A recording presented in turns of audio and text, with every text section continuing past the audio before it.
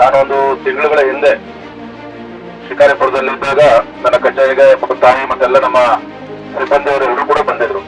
ನಾವೆಲ್ಲ ಚಳಿಗಾಲದ ಅಧಿವೇಶನಕ್ಕೆ ನಾವು ಕೂಡ ಬರ್ತಾ ಇದ್ದೇವೆ. ರಾಜ್ಯದ ಮೂಲೆ ಮೂಲೆಗಳಿಂದ ಎಲ್ಲರೂ ಕೂಡ ಬರ್ತಾ ಇದ್ದಾರೆ. ಏನು ಗ್ರಾಮ ಪಂಚಾಯತಿ, ಜಿಲ್ಲಾ ಪಂಚಾಯತಿಗಳಲ್ಲಿ, ನಗರ ಸ್ಥಳೀಯ ಸಂಸ್ಥೆಗಳಲ್ಲಿ ಕಾರ್ಯನಿರ್ವಹಿಸ್ತಾ ಇರ್ತಕ್ಕಂಥ MRW, VRW ಮತ್ತು URW ಕಳೆದ 17-18 ವರ್ಷಗಳಿಂದ ತಾವು ಸೇವೆಯನ್ನು ಸಲ್ಲಿಸ್ತಾ ಇದ್ದೇವೆ. ಮಾತನಾಡ್ತಾ ಹೇಳಿದ್ರು, ಹಿಂದೆ ಬಿಜೆಪಿ ಸರ್ಕಾರ ಇದ್ದಾಗ, ಯಡಿಯೂರಪ್ಪ ಇದ್ದಾಗ 750 ರೂಪಾಯಿಲಿತ್ತು ಗೌರವಧನ. ಅದನ್ನ 8,000 ರೂಪಾಯಿ 9,000 ರೂಪಾಯಿ ಮಾಡಿದ್ರು, ನಮ್ಮ ಉಪಕಾರ ಮಾಡಿದ್ರು ಅಂತ ಹೇಳಿ. ನಾನಿವತ್ತು ಹೇಳ್ತದನ್ನು ಉಪಕಾರ ಅಲ್ಲ, ಯಾವುದೇ ಒಂದು ರಾಜ್ಯ ಸರ್ಕಾರದ ಕರ್ತವ್ಯ ಅದು ಉಪಕಾರ ಅಂತ ಹೇಳಿ ಅವತ್ತು ಕೂಡ ತಾವು ಅನ್ಕೋಬಾರ್ದು. ಯಾಕಂದ್ರೆ ತಾವು ವಿಕಲಚೇತನರ ಆದ್ರೂ ಸಹ ಶಕ್ತಿ ಮೀರಿ ಪ್ರಾಮಾಣಿಕವಾಗಿ ತಮ್ಮದೇ ಆದ ರೀತಿಯಲ್ಲಿ ತಾವೆಲ್ಲರೂ ಕೂಡ ಸೇವೆಯನ್ನು ಸಲ್ಲಿಸ್ತಾ ಇದ್ದೀರಿ. ಮುಂದಿನ ವಾರ ನಿಶ್ಚಿತವಾಗಿ ತಮ್ಮೆಲ್ಲರ ಪರವಾಗಿ, ತಮ್ಮ ಧ್ವನಿಯಾಗಿ ನಾನು ಸದನದಲ್ಲಿ ವಿಚಾರವನ್ನ ಮಂಡನೆ ಮಾಡ್ತೇನೆ.